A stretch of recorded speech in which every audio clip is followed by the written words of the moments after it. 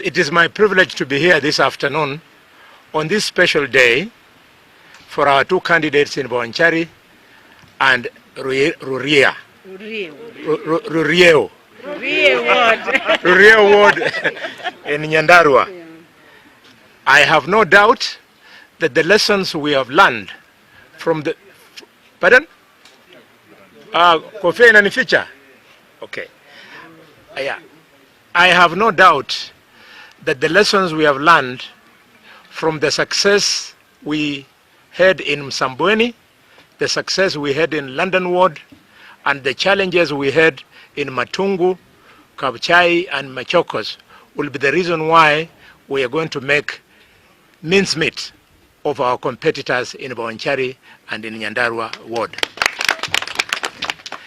We are already aware that the Seralak coalition has made and taken a position that they are pulling out of the various elections for purposes of supporting each other. To us, we don't care.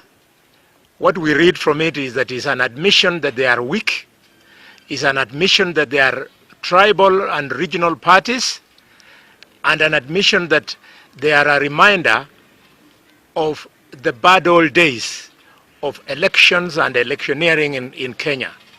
The future of elections in this country, the future of our political discourse as a country, is for us to develop strong national parties that will push non-regional, non-ethnic, non-partisan agenda so that we can build a nation called Kenya.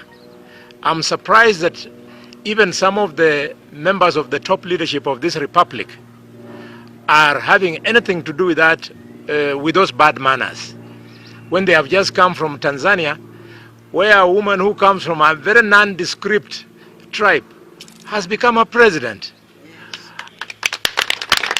A woman who comes from a marginalized peripheral region, as a tiny island, has become president. How can we still be practicing that which has failed us for 50 years plus? I therefore congratulate my colleagues, and I want to assure people that there is no reason why we should go to Kisii with any doubt that we are going to win, because the candidate who lost his life, not the candidate, Mheshimiwa who lost his life, came from PDB, and the leader of PDB, Mheshimiwa Magara, is now working with UDA, so we are going to build synergies. Thank you, everybody.